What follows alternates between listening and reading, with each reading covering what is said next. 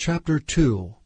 Therefore Daniel went in unto Arioch, whom the king had ordained to destroy the wise men of Babylon.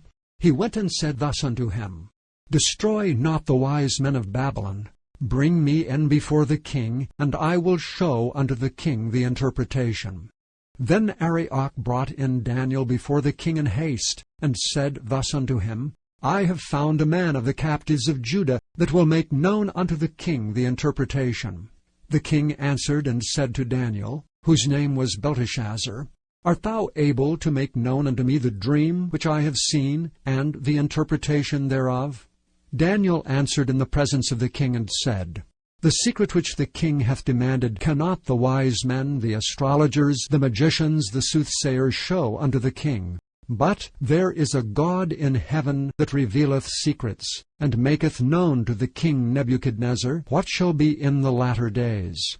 Thy dream and the visions of thy head upon thy bed are these.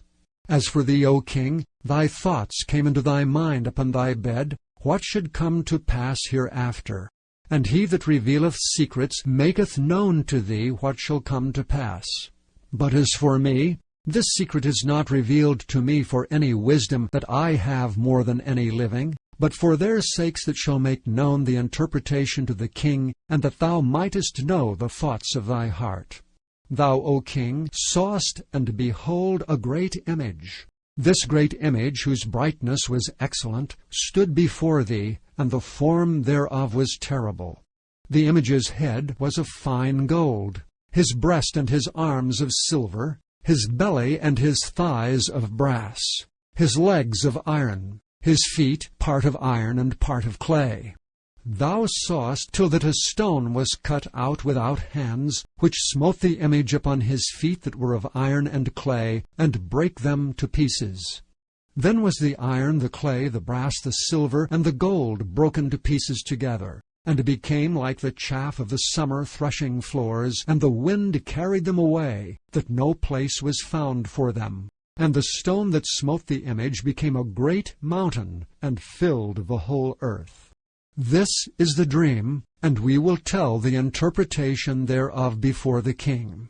Thou, O king, art a king of kings, for the God of heaven hath given thee a kingdom, power, and strength, and glory. And wheresoever the children of men dwell, the beasts of the field and the fowls of the heaven hath he given into thine hand, and hath made thee ruler over them all. Thou art this head of gold. And after thee shall arise another kingdom inferior to thee, and another third kingdom of brass, which shall bear rule over all the earth. And the fourth kingdom shall be strong as iron, forasmuch as iron breaketh in pieces and subdueth all things, and as iron that breaketh all these shall it break in pieces and bruise. And whereas thou sawest the feet and toes, part of potter's clay and part of iron, the kingdom shall be divided. But there shall be in it of the strength of the iron, forasmuch as thou sawest the iron mixed with miry clay. And as the toes of the feet were part of iron and part of clay, so the kingdom shall be partly strong and partly broken.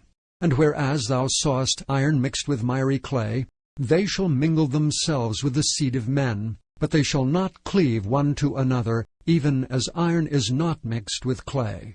And in the days of these kings shall the God of heaven set up a kingdom, which shall never be destroyed.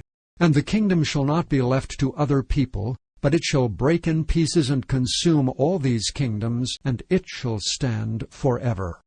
Forasmuch as thou sawest that the stone was cut out of the mountain without hands, and that it brake in pieces the iron, the brass, the clay, the silver, and the gold, the great God hath made known to the king what shall come to pass hereafter, and the dream is certain, and the interpretation thereof sure.